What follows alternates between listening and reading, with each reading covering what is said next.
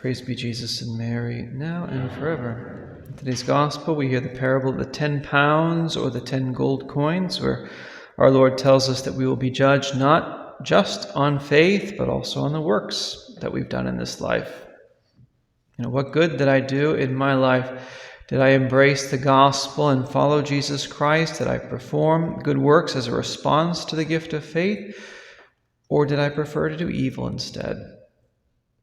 Our Lord calls the 2 servants in the parable who did good with the money that he gave them good servants. He calls the third a wicked servant because he squandered the opportunities he had to do good for the Lord, good for the church, good for others.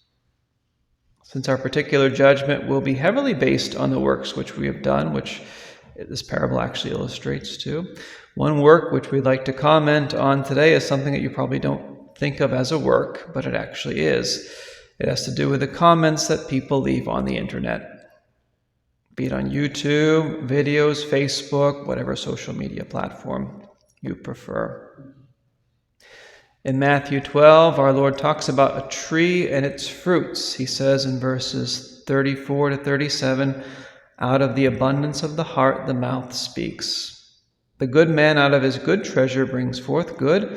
The evil man out of his evil treasure brings forth evil. I tell you, on the day of judgment, men will render account of every careless word they utter. For by your words you will be justified, and by your words you will be condemned." So our words are part of our works.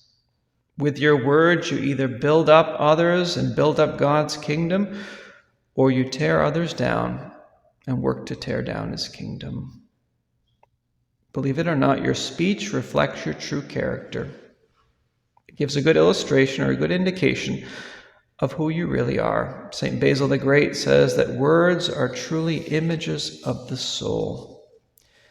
It never ceases to amaze me how people who consider themselves Christian and Catholic and even devout Catholics, how when some of them are commenting on the internet, they seem to be totally unaware of what their comments reveal about them and how their words impact others.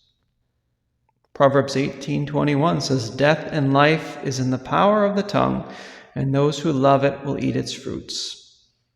St. Faustina in her diary says, "The soul will not attain sanctity if it does not keep watch over its tongue." And St. James, at the beginning of the 3rd chapter of his New Testament letter, talks about the power of the tongue. He calls it a restless evil full of deadly poison, he says. "With it we bless the Lord and Father, and with it we curse men who are made in the likeness of God. From the same mouth come blessing and cursing. My brethren, this ought not be so," he says in James 3, verses 8 through 10. In other words, in one moment we are saying our prayers and offering beautiful and humble words to God, and then some of us go on YouTube or other sites and we say thoughtless, hurtful, disrespectful, and insulting things. It's a spiritual schizophrenia due to the fact that we either haven't learned to control our passions or we simply haven't learned to think before we speak. We're called to be Christians not only in church, not only in our place of work, not only in our homes, but even on the internet, believe it or not. St. Robert Bellarmine, in his work, The Art of Dying Well, says the remedy against evil words, and not only these, but also against deeds, thoughts, and desires, is to think beforehand about what we are to speak or desire or do. And this is the character of men, not to do anything rashly, but to consider what is to be done, and if it agrees with sound reason, to do it, but if not, then not to do it, says St. Bellarmine. So sound reason is a filter we need to have, but also simply having a spirit of charity, humility, and respect.